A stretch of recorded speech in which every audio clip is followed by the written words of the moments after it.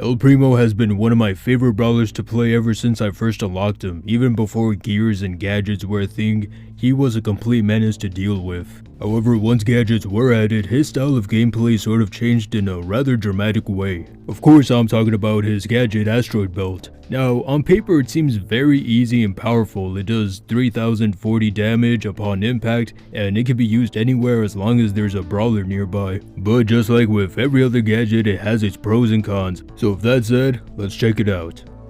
So when it comes to using Asteroid Belt, really its main purpose is to be used offensively because of that high damage that it does, but it rarely works that way. You see, I really only have one main problem with this gadget, and I'm sure many of you can agree with me when I say it is very slow. It takes roughly 3 seconds for the asteroid to make an impact, and by then the brawler would have had enough time to escape. In a way, this is very similar to Bo's trip mines, where unless if you have his gadget, they don't activate immediately and they give you enough time to avoid them. Now I think I know why they did it this way. It's because since it has a big radius, if it took say 2 seconds, most brawlers would be hit by it. So then that begs the question, how should it be used? Well, I think one way it could be useful is in a scenario where say you're at low health and a brawler is approaching you, you activate it and there's a chance that they might back away. Basically a distraction to buy yourself enough time. I can't say that I've ever been in this scenario specifically before, but it does seem plausible.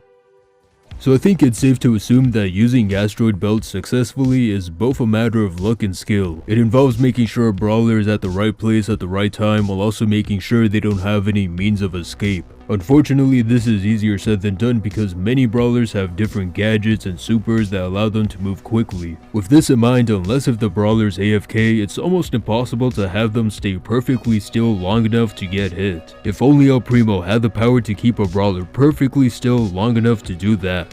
Well, as it turns out, he does. You see, El Primo's hypercharged gravity leap allows him to bring enemies closer to him when he uses his super. In other words, it's exactly what we need for a plan to work. So after unlocking it, since it's a hypercharge, we need to charge it up by doing some damage. And thankfully El Primo is one of the more easier brawlers for this to happen.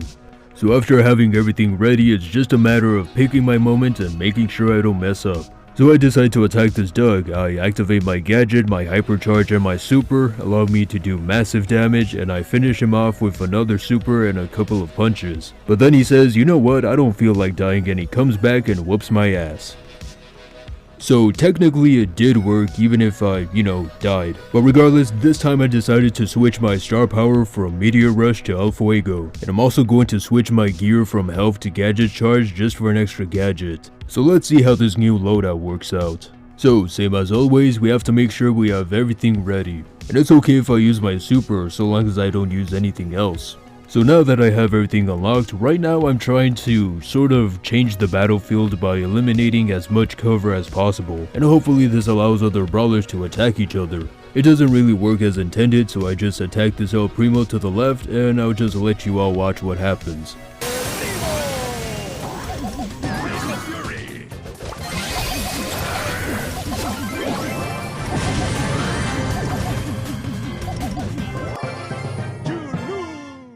So it seems like this strategy works a lot better than using the gadget just by itself. Now granted, you can use it by itself and find some moderate success, but if you want to make the most of it, then pairing it off with the super and hypercharge is the way to go. In my opinion, I think Asteroid Belt is just okay at best. I might use it from time to time, but I still consider his suplex to be his best gadget. And maybe one day I'll make a video on it. Anyways, have a good day.